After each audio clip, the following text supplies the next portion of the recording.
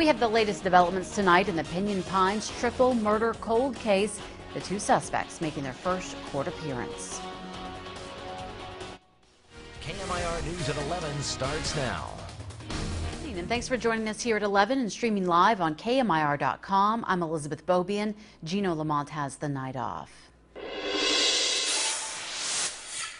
That Pinyon Pine story in just a moment. First, breaking news. Right now, we have news out of India where a man was found shot in the face. It happened around 9:30 this evening near Smur Street and Kinner Avenue. This area is a residential neighborhood. People in this neighborhood heard the gunshots, went outside to see what happened, and that's when they found the victim. Someone at the scene drove him to the hospital where he is suffering tonight from serious injuries. Right now, police have no information on who shot the man or why, but they are continuing to investigate. Keep it here on KMIR as we continue to follow this shooting out of INDIO tonight. A grand jury has handed down indictments in the Pinyon Pines triple murder case, and the two suspects in the case appeared in court today in Riverside. Let's bring you up to speed on today's developments. 25-year-old Robert Pape and 25-year-old Kristen Smith made their first court appearance. Both have been indicted by a grand jury and charged with 3 counts of murder. There are special circumstance allegations for using a firearm and for committing multiple murders. As we said, both suspects in this case were in court today, and one of them entered a plea. Kristen Smith pleaded not guilty to all charges.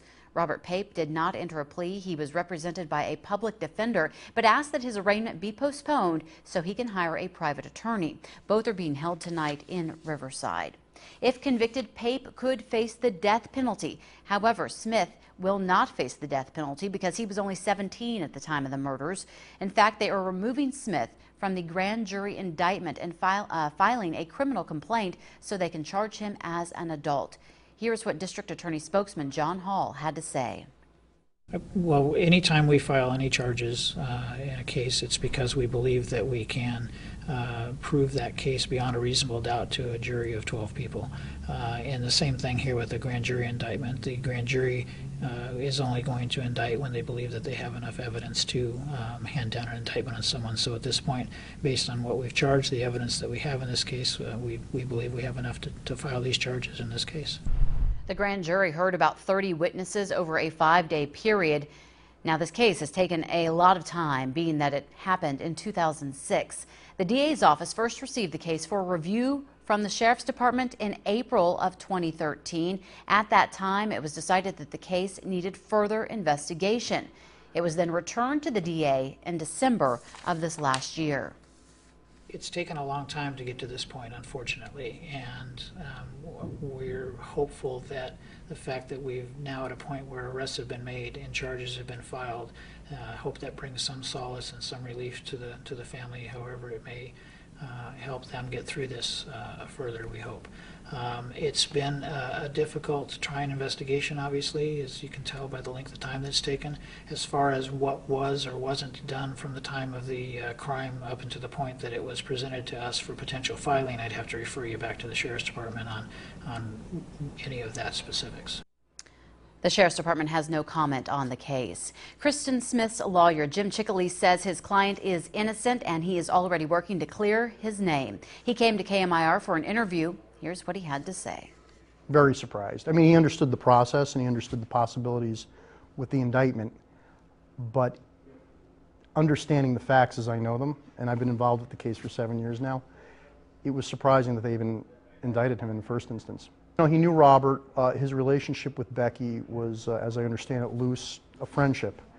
Other than that, I really couldn't tell you much about it. When the police started investigating, they threw, I believe, a wide net looking at a lot of different people, and he was just one of the people that they started asking questions about. But they were very aggressive, and it was uncomfortable for the young man at the time. He's just a boy, really. So they asked me to come in and help out. We're going to develop the real storyline for why now, but the reasons for the prosecution now are unfortunately, I think, pressure-based. I don't want to try the case in front of a camera. That'll be for the courtroom. On the other hand, I'm really concerned about the way this is being brought to the public's attention.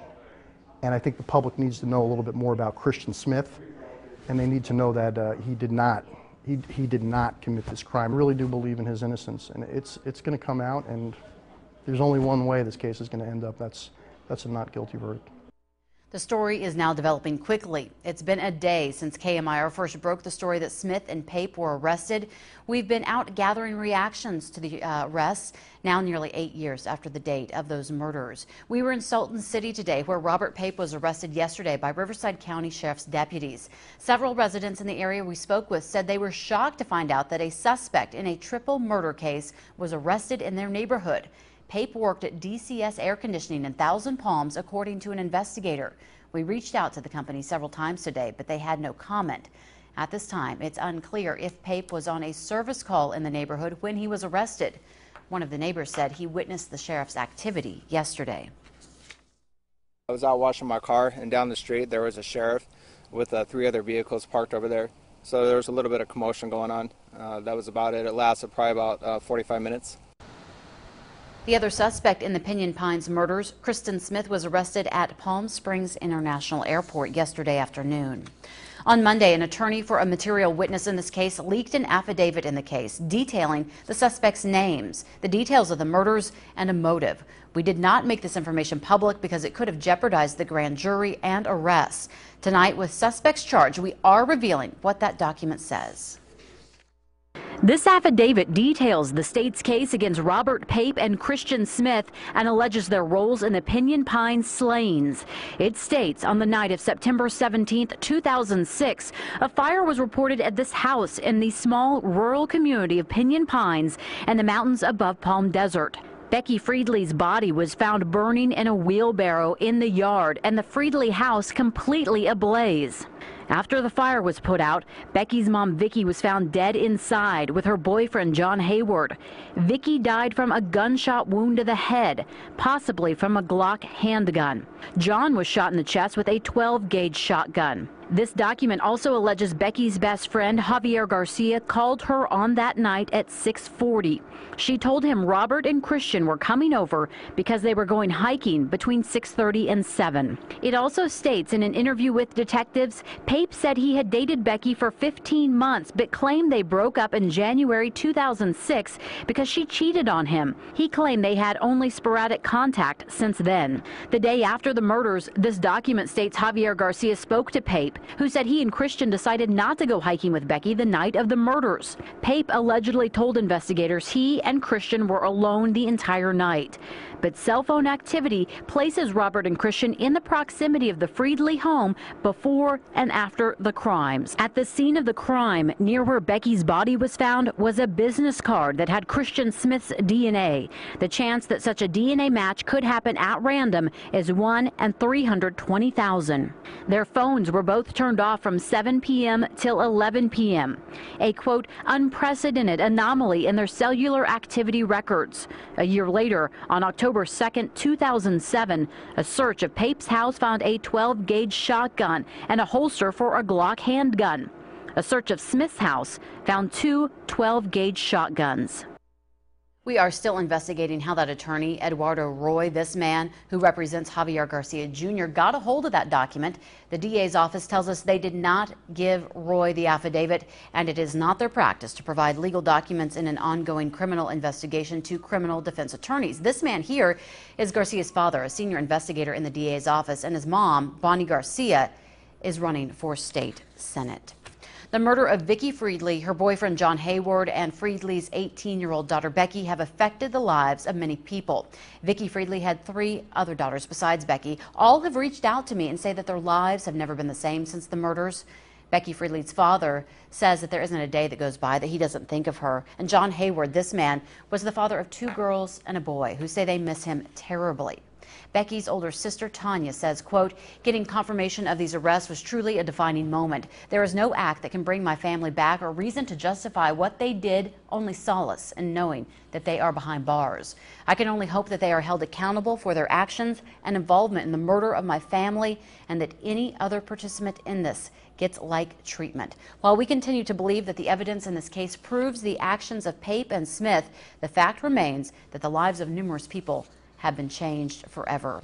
And we also heard from John Hayward's daughter, Katie, this afternoon, who told me, quote, My family and I are ecstatic about the long-awaited arrests that were made in the case late yesterday afternoon.